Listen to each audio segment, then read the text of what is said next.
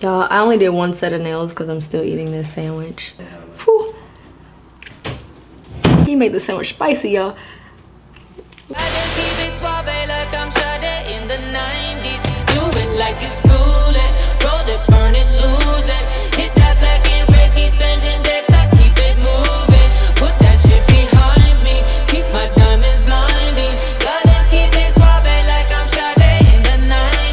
What's up everybody, it's BriHall. Today's video is in partnership with Kiss. I'll be using their Kiss magnetic lashes in this Get Ready With Me. The multi-magnet technology frames your natural lashes and locks the lashes in place for an instant flawless fit that lasts. I used to struggle so much with magnetic lashes, but Kiss's easy load rotating lash application helps for easy and precise application. The bottom lashes in the pack are lighter to make them look more natural on the eye, and the lashes are pre-curved with a universal fit that require no adhesive and easy application. My favorite part is also that they're contact lens friendly, reusable, and most importantly, cruelty free. So I'm starting by filling in my brows. I don't know why I grabbed this specific pencil today. Usually I would use Eco Brow, which actually fits into the clean beauty, paraben free category, but this is what I had on hand today, so I'm using this Loreal pencil.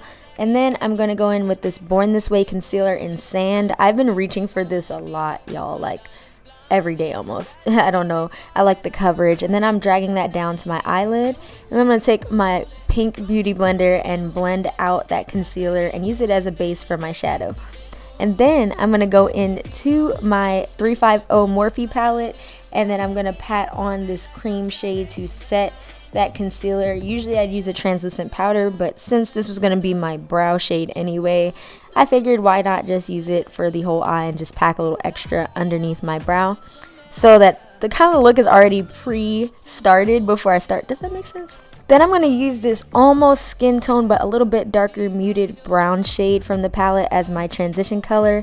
And then I'm going to take this cool tone brown and kind of add that on top. I didn't plan this look ahead of time. I was just kind of going off of what I thought. And then I'm going to go in with a darker, also cool tone brown. Think dark chocolate, you know what I mean? And then I'm going to use that to deepen up this look just a little bit.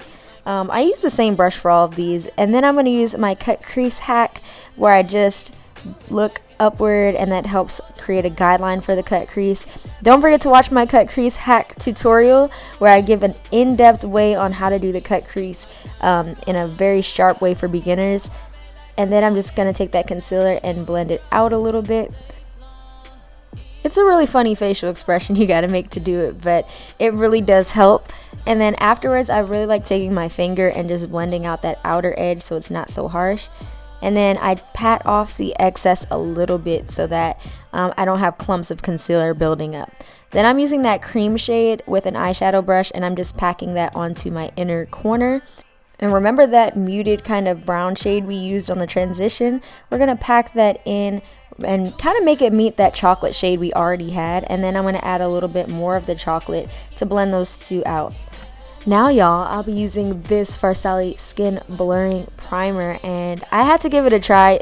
Sadly, it's because the bottle was really pretty, but I also heard great things about it. And when I got to the register, all the employees at the store really raved about it, so I felt really good about trying it, and it lives up to expectations, y'all. Like, it definitely has my makeup sitting every time I use this, so I think it's one of my new favorites.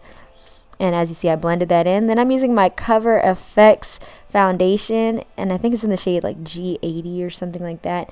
I'll put that in the description box for sure, but I'm blending that out. It might look a little dark on camera, but I've noticed I just prefer going a little bit darker with my foundation because my face is sometimes a little bit lighter than my body. So, and also we're going to highlight, we're going to add concealer and all that stuff, so it always blends out and looks way more flawless when I go a little bit darker.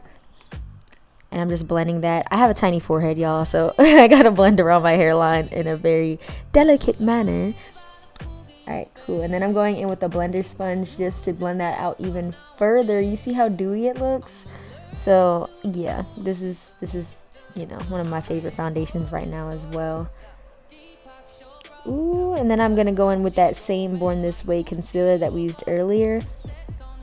As y'all see, I always tend to try to use like one product and make it work for multiple parts of my makeup when I do tutorials for y'all, because I don't want to do like 40 palettes and have y'all running all around the makeup store trying to find everything. I want y'all to just, you know, have that one thing that works for multiple things. Anyway, I'm blending in my concealer with patting motions and looking crazy. I have to look at the ceiling when I go close to my eye because I don't know, I begin scared. Then I'm using my Fenty Beauty Matchstick in Truffle. As y'all can see, I use this a lot, and I'm taking my Real Techniques brush and I'm just tapping the top of that, and I find that this is way easier to blend out than when I do those harsh lines on my face. I always just kind of like to take a stick contour and then blend it with my brush because it just takes too long, y'all, and then you be still seeing the lines from your contour, so this is easier just to pat it into my skin.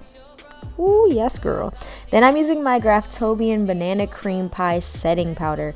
Y'all, I love this stuff. It gives a natural blurring finish to my concealer and my highlighted areas. Like, y'all, I am shook. I love Graftobian already because of all my Halloween looks and like all the FX makeup I have, but like, y'all, this Banana Cream Pie Setting Powder though.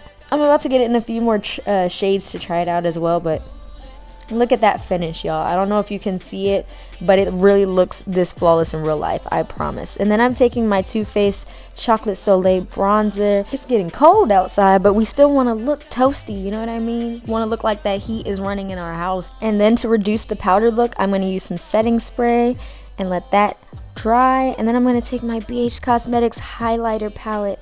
And I'm taking the shades Ethereal and Glow. And guys, do you see this?